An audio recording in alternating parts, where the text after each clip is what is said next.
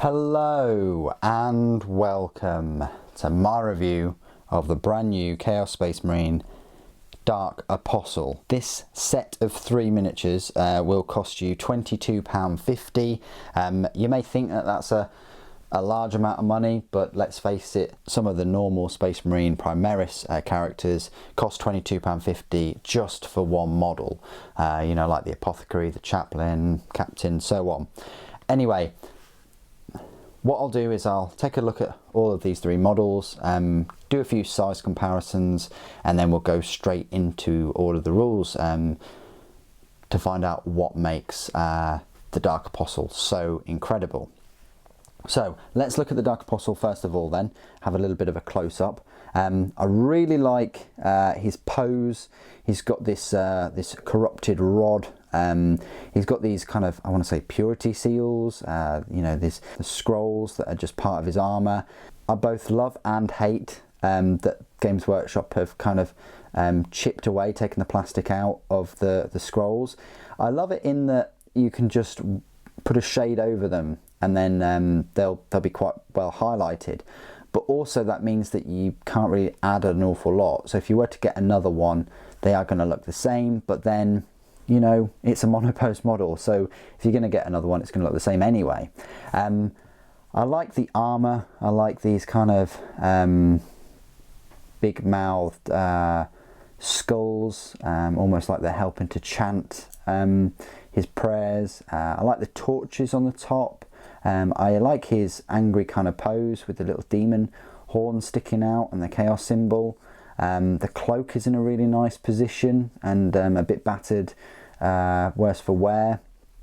I like his bolt pistol that's just strapped to the side, and the mini kind of scenic base, obviously, with a few skulls on there too. For the most part, I like the book. I like the way the hands hold in the book and the smoke and the flames on it. The only thing I dislike really about the model, which is the elephant in the room, is that it's dripping. I mean, I get that it's probably lava or something, and maybe it would work in like a Nurgle, Death Guard kind of Dark Apostle sense, like the Purge or something, and that could be goop instead of, you know, flaming hot lava. But still, if you want to try and snip them off, that would probably be a good idea. I'm not a huge fan. I'm going to leave it on for review purposes, but again, I like that they've cut out the sort of writing in the book. It makes your life a little bit easier for that, but that's the only sort of niggle I have in this otherwise amazing looking model. I just wish they'd kept the book on fire and not sort of dripping with whatever it is. So really cool model other than that little piece. Let's have a look at these Dark Apostles. So this is your standard kind of bookkeeper Dark Apostle. You put your book on there, and he or she, I don't know, is just at the right height and with ample lighting, I might add, for you to flick through the pages of your favourite novella. Anyway, this is Voxy McVox face because for a face, it actually just has this big old Vox grill thing chained up. So this poor soul is forever, I don't know, maybe it likes it, but this poor soul is forever chained to this book holder and exists on the whims of all of the chaos forces, to be able to read their favourite books whenever they like in the warm glow of this ambient lighting. Anyway, that is the Vox Dark Disciple. This guy is a bit more happy. That's why he's swinging this incense burner. He's so cheerful and happy. He has actually got a face for a face, and he's got this chained incense burner. I think it's kind of Midnight Jasmine or Cherry Blossom or something. Either way, that's a bit wobbly. I don't think I've overbent mine too much. I might have. That might be about to come off, but we'll see. That's very, very kind of wibbly wobbly. You just got to be careful with that, especially when you paint it. But he's in an alright pose. I think both of the little disciples are shows some great creativity with sort of humanoid miniatures in the Games Workshop range. I can't wait to see these kind of miniatures in the upcoming Sisters of Battle ranges. Anyway, so they're the little Dark Disciples that help him out. That's the Dark Apostle. Let's have a look at some size comparisons then. So first of all, let's compare him to some other Chaos models. So I've got a Champion from, I think, the Shadow Spear set, I think it's got to be, but he is a similar kind of height, so he does stand his ground. He's on the big base anyway, stands his ground to sort of the normal kind of Champion models, next to the Master of Executions, which was released the same day. Again, he sort of holds his own to him, but Master of Execution's got a bit more presence, I think, with that whopping great big axe. Compared to, well, let's just compare him to a normal Death Guard Plague Marine that is painted. The Death Guard obviously is a bit very bulky for what he is, but he works quite well with him too. And then finally, I just want to compare him to a Baden. Works really well with a Baden, especially if you're going to paint them all in the Black Legion colours. Mine are all going to be in Wordbearer colours. I might just paint a Baden black. Anyway, yeah, so it works very well with the aesthetics. They share quite a few cues there, but fantastic models. And compared to some Imperial models, you've got an Intercessor and a normal Space Marine. So comparing him to the Intercessor, he is, I want to say, similarly sized, probably a little bit shorter height-wise, and compared to a normal Space Marine, not that much in it. He's a little bit taller than a normal Space Marine. Definitely got a lot more bulk in there though as well. So I hope those size comparisons have helped. Yeah, compared to the Disciples, yeah, Space Marine is a fair bit bigger, and the Intercessor even more so. Even though well, he's in sort of like a normal standing up position, as you can see. So Space Marine is a bit bigger. But yeah, you compare the Intercessor to him, and it's just, yeah, crazy. Okay, well, I hope those size comparisons have helped. What I'll do now is just go through all of the rules for the Dark Apostle and the Dark Disciples. So you'll find them in your HQ section in your brand new 8th edition Chaos Space Marine Codex, or he does make an appearance in the Vigilus Ablaze book as well. Now, as a power points cost of a 5, the Dark Disciples are an elite choice and a power points cost of a 1. And that power points cost of a 1, you get 2 Disciples for that power points. Match play points cost, he's 100 points, and the Dark Disciples are 5 points per model. So already that's 110 points just for the models. The Accursed Crozius is free, and the close combat weapons, although they're not listed as a points cost, I would gather that that's included in their points. So you're looking at 110 points for this whole set, match play points wise. So first of all, let me talk about the Dark Apostle. So his stat line reads: movement of 6 inches, weapon skill 2+, ballistic skill 3+, strength 4, toughness 4, 4 wounds, 3 attacks, leadership 9, and a save of 3+. I'm a big fan of that stat line. Do you know why? Because it's the same stat line as a Space Marine Chaplain. He's also the same power points cost of a Chaplain. Think of him as kind of like the reverse, you know, I say baddie, you know what I mean, the opposite of a Chaplain for Chaos Space Marines. Although the Chaplain can't have some kind of disciples that help him, you know, through the battle, but this Dark Apostle can. So the Dark Apostle then is a single model armed with an Accursed Crozius, bolt pistol, frag grenades and crack grenades. The bolt pistol, same as always, it's a range of 12 inch, pistol 1, strength 4, AP 0 and damage 1. The frag grenade, same as always, range 6 inches, grenade D6, strength 3, AP 0 and a damage of 1. And the crack grenade is a 6 inch, grenade 1, strength 6, AP -1 and damage of D3. The Accursed Crozius is his melee weapon. It's a strength +1, AP -1 and a damage of 2, so it's strength 5 then. It's alright, it's not going to win too many battles, it's just something that, you know, has a little bit better AP and an okay damage. Abilities then: Death to the False Emperor, Sigil of Corruption. This model has a 4+ invulnerable save. That adds to his survivability. He does have his 3+ normal, now he's got his 4+ invulnerable, and he does have 4 wounds. Demagogue, or demagogy, whatever you want to call it.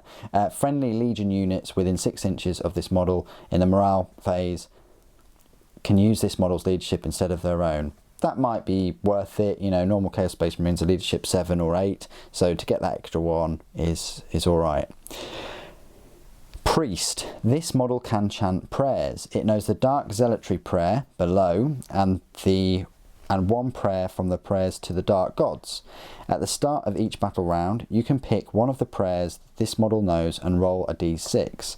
On a 3+, the prayer is heard. That prayer takes effect until the end of that battle round.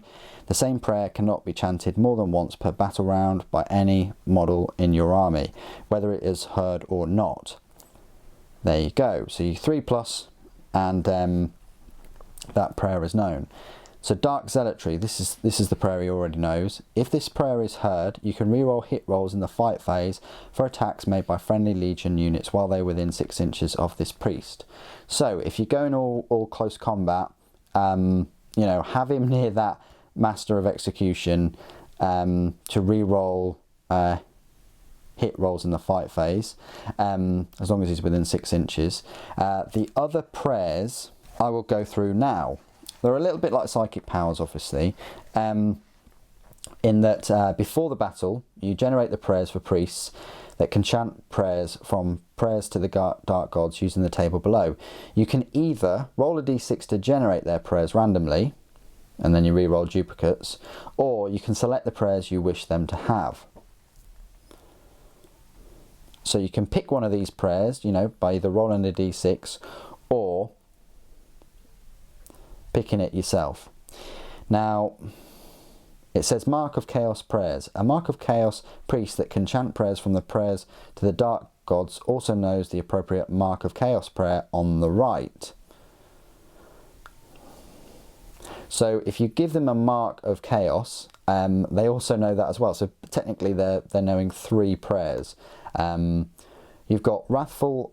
Let's just go through the Mark of Chaos prayers. So the Wrathful Entreaty is for the Khorne priest only. If this prayer is heard, you add 2 to this priest's strength characteristic. That's good, because then that means he could be hitting with the strength 7. Mutating Invocation, that's for Tzeentch priests. If this prayer is heard, the priest regains d3 lost wounds. Note that unlike other prayers whose effects last only until the end of the battle round, wounds regained from this prayer are not lost again at the end of the battle round. Pretty good. So you're getting those d3 wounds back up again, and if he's down to 1 wound, that's going to really help.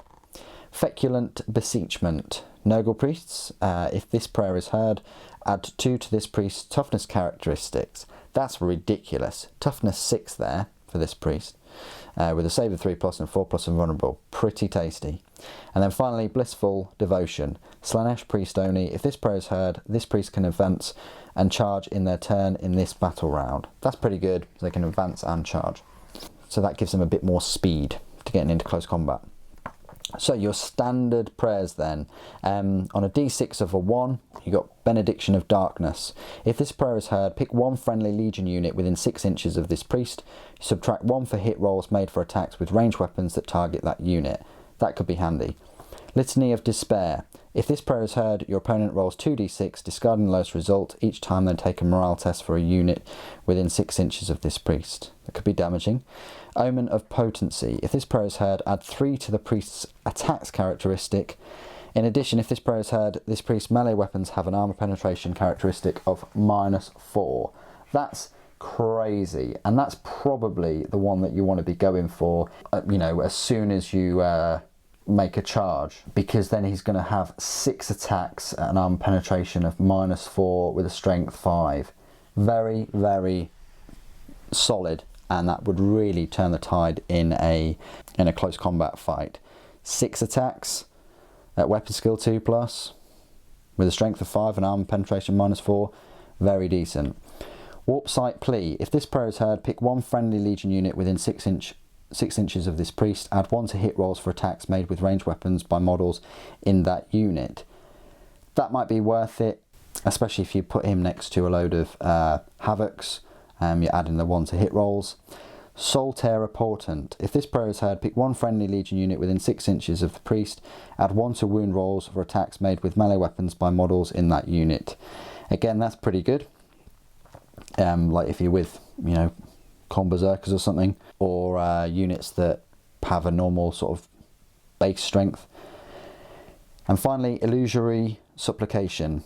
If this prayer is heard, friendly Legion models have a 5+ invulnerable save while they are within 6 inches of this priest. That's pretty awesome too. So again, if you're not near that Noctilith Crown and you're just out in the open with normal kind of Chaos Space Marines, you're getting the 5+ invulnerable. Or anything without a 5+ invulnerable, but it seems to me that quite a lot of things have invulnerable saves in this, because they're either demonic or they have like Terminator armor or something like that. Anyway, they're all the prayers. Do not overlook this character and this disciple, this Dark Apostle and his disciples. If you see one on the board, definitely tread carefully and try and take him out as quickly as possible. And we haven't even got onto the Dark Disciples yet. So these 2 Dark Disciples next to him, they're an elite choice, as I said, power points cost of 1 and 5 points match play each. The unit contains 2 Dark Disciples. Each model is armed with a close combat weapon. So, okay, they're not going to take on Sanguinius anytime soon, but they are stupid cheap. Their stat line reads: movement of 6 inches, weapon skill 4+, ballistic skill 5+, strength 3, toughness 3, 1 wound, 1 attack, leadership 6, and a save of 5+. So they're pretty poor, but I'm just surprised they even get a 5+ save.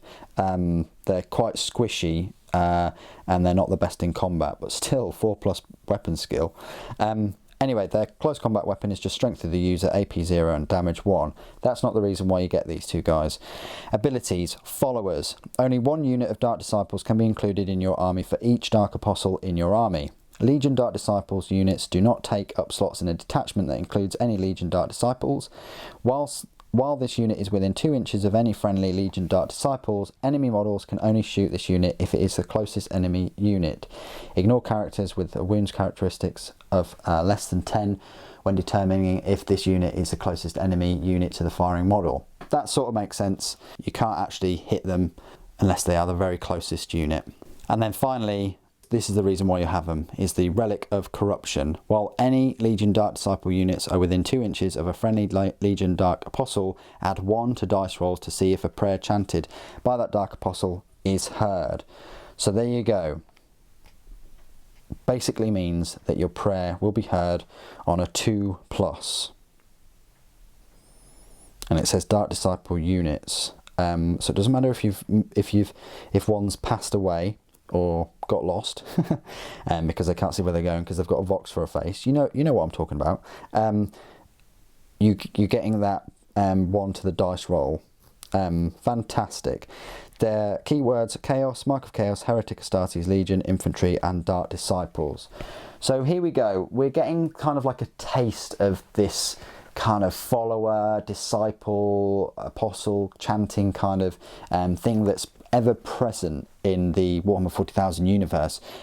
This is only going to grow and increase and become more popular in the Sisters of Battle army, I am sure. I just wish that they'd gone full flow with this and had groups of disciples and more disciples for these apostles, and just more apostles chanting about, just normal apostles, not just like civilian, just like human ones without the power armor, without being Space Marines. That would be awesome. It raises a question of the codex itself, which I bring up in my review actually, of where are all the heretic guardsmen, the traitor guardsmen? They're not in the Chaos Space Marine codex. Yes, it's Chaos Space Marines, but does this mean that we're going to get Traitor Legion version of Astra Militarum? I certainly hope so. If they become a separate faction, I'd be keenly invested in that. But as it stands, they don't have that much of a role to play in this. Not as much as, say, the Death Guard, where we have got the cultists and the Poxwalkers, the Plague Bearers and the Nurglings. you know, yes, we do have cultists in this Chaos Space Marine book, but no new sets or kits for them. The closest we got was those Traitor Guardsmen and the Blackstone Fortress set, which I hope we'll see more of. Anyway, this has been a really long review, but I hope you've enjoyed it for this Warhammer Wednesday. What do you guys think of this Dark Apostle and the 2 Dark Disciples? I think it's a fantastic kit, and it will really go well with my Word Bearers army in those colours. Thank you ever so much for joining me today. Thank you for watching. Death to the False Emperor.